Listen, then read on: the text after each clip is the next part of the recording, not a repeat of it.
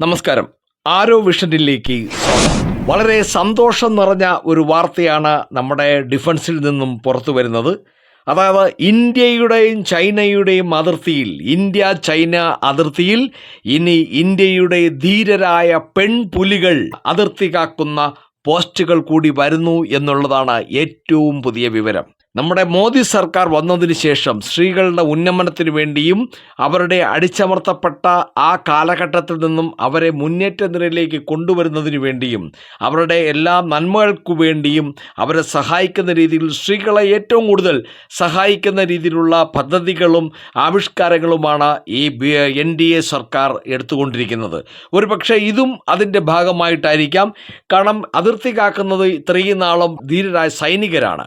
അപ്പോൾ സൈനികരോടൊപ്പം ഇവരെ എക്കാലത്തും അതിർത്തി കാക്കാൻ സ്ത്രീകൾ ശരിയാകത്തില്ല എന്ന രീതിയിൽ അവരെ മാറ്റി നിർത്തപ്പെട്ടിരുന്ന ഒരു കാലമായിരുന്നു ഇതുവരെ. എന്നാൽ അതിൽ നിന്നെല്ലാം മാറിക്കൊണ്ട് അതിർത്തിയിൽ പോസ്റ്റുകളിൽ രാപ്പകൽ ഉറക്കം ഒഴിച്ച് കണ്ണിൽ എണ്ണയൊഴിച്ച് അത് ഇന്ത്യയുടെ അതിർത്തി കാക്കാൻ ഇനി ധീരരായ വനിതാ സൈനികരും വരുന്നു എന്നുള്ള സന്തോഷ വാർത്തയാണ്. ഇതുപോലെ നിരവധി കാര്യങ്ങളാണ് നമ്മുടെ മോദി സർക്കാർ സ്ത്രീകൾക്ക് വേണ്ടി ചെയ്തിട്ടുള്ളത്. മോദി സർക്കാർ അധികാരത്തിൽ വന്നതിന് ശേഷം ആദ്യമായി ചെയ്തത് ഈ വടക്കേ ഇന്ത്യയിലേക്ക് സ്ത്രീകൾ ഈ നമ്മുടെ മലമൂത്ര വിസർജനത്തിന് വേണ്ടി അവർ രാത്രിയാവാൻ കാത്തിരിക്കും, അല്ലെങ്കിൽ നേരം പുലരുന്ന മുമ്പേ ഉറക്കം ഒഴിച്ച് നേരെ പോകുന്ന ഒരു സ്ഥിതിയായിരുന്നു. ഓരോ വീട്ടിലും ഓരോ കക്കൂസ് എന്ന പദ്ധതിയിലൂടെ വടക്കേ ഇന്ത്യയിലെ സ്ത്രീകൾക്ക് അത് ഏറെ ആശ്വാസകരമാണ്. ഒരുപക്ഷെ വടക്കേ ഇന്ത്യക്ക് പുറത്തുള്ളവർക്ക് നമ്മുടെ തെക്കേ ഇന്ത്യയിലേക്ക് എത്രത്തോളം അത് മനസ്സിലാകുന്നു എന്നറിയില്ല. ഏതൊരു പ്രശ്നവും എപ്പോഴും അനുഭവിക്കുന്നവനാണ് അതിൻ്റെ ബുദ്ധിമുട്ടറിയുന്നത്. അതുകൊണ്ട് തന്നെയാണ് വടക്കേ ഇന്ത്യയിൽ ഇപ്പോൾ BJP സർക്കാർ ഇപ്പം നടന്ന എല്ലായിടത്തും ഇലക്ഷനിൽ വിജയിച്ചു കൊണ്ടിരിക്കുന്ന കാര്യവും അതുതന്നെയാണ്. കാരണം ഒരു കക്കൂസ് വീട്ടിൽ, ടോയ്ലറ്റ് വീട്ടിൽ ഇല്ലെങ്കിലുള്ള ബുദ്ധിമുട്ട് ഏറ്റവും അറിയാമെന്നുള്ളത് ആ വടക്കേ ഇന്ത്യയിലെ സ്ത്രീകൾക്കാണ്. അത് ഒരു പരിധി വരെയല്ല, ഏറ്റവും കൂടുതൽ അത് മാറ്റിയെടുക്കാൻ മോദി സർക്കാരിന് കഴിഞ്ഞു.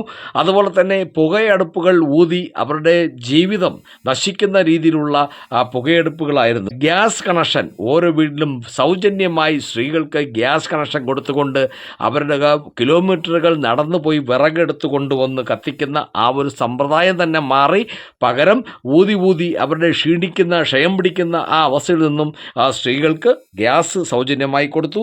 അങ്ങനെ ഓരോ കാലഘട്ടത്തിലും സ്ത്രീകൾക്ക് വേണ്ടിയുള്ള ഒരു പ്രഖ്യാപനങ്ങളാണ് മോദി സർക്കാർ ചെയ്തുകൊണ്ടിരിക്കുന്നത്. ഈ അടുത്ത കാലത്ത് മറ്റൊരു പ്രസ്താവന ഉണ്ടായിരുന്നല്ലോ, അതായത് രാത്രി ഷിഫ്റ്റുകൾക്കും സ്ത്രീകളെ വേണമെങ്കിൽ അവർക്ക് താല്പര്യമുണ്ടെങ്കിൽ പരിഗണിക്കാമെന്നുള്ള ഒരു തൊഴിൽ ഇത് നിയമം കൊണ്ടുവരികയുണ്ടായി. കാരണം ഇതിനു മുമ്പൊക്കെ രാത്രി ഷിഫ്റ്റല്ലേ സ്ത്രീകൾക്ക് പറ്റത്തില്ല എന്ന് പറഞ്ഞ് അവരെ പുറന്തള്ളി നിൽക്കേണ്ട, അവർക്ക് താല്പര്യമുണ്ടെങ്കിൽ, അവർക്കത് കംഫർട്ടബിൾ ആണെങ്കിൽ തീർച്ചയായിട്ടും രാത്രി ഷിഫ്റ്റിനും പരിഗണിക്കണം എന്ന ഒരു കൂടെ തൊഴിൽ നിയമത്തിൻ്റെ ഭാഗമായി കൊണ്ടുവരുന്നു.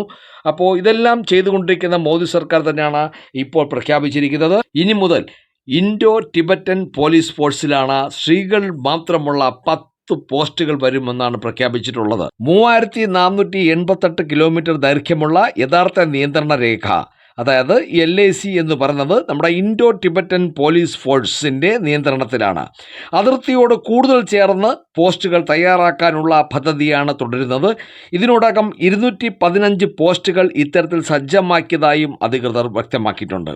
കൂടാതെ കിഴക്കൻ ലഡാക്കിൽ 2020 നടന്ന സംഘർഷങ്ങൾക്ക് പിന്നാലെയാണ് പോസ്റ്റുകൾ കൂടുതൽ അതിർത്തിയോട് ചേർക്കാനുള്ള നീക്കങ്ങൾ ഭാരതം ആരംഭിച്ചത്. ലഡാക്കിലെ ലുക്കുങ്ങിലും ഹിമാചൽ പ്രദേശിലെ തൻഗയിലും വനിതാ സൈനികർ മാത്രമുള്ള പോസ്റ്റുകൾ ഉടൻ സജ്ജമാക്കുമെന്നും 8 എണ്ണം കൂടി ഇത്തരത്തിൽ തയ്യാറാക്കുകയാണെന്നും ITBP director general Shri Praveen Kumar വിശദീകരിച്ചു. ഇതോടെ ചൈന അതിർത്തിയിൽ തുടക്കമാണെങ്കിലും ഇനി നമ്മുടെ ബാക്കി അതിർത്തികളിൽ കൂടി എത്തിച്ചേരാനുള്ള സാധ്യത അതിവിദൂരമല്ല.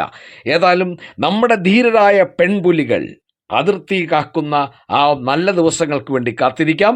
അപ്പോൾ മറ്റൊരു വീഡിയോയുമായി വീണ്ടും കാണാം. നന്ദി, നമസ്കാരം.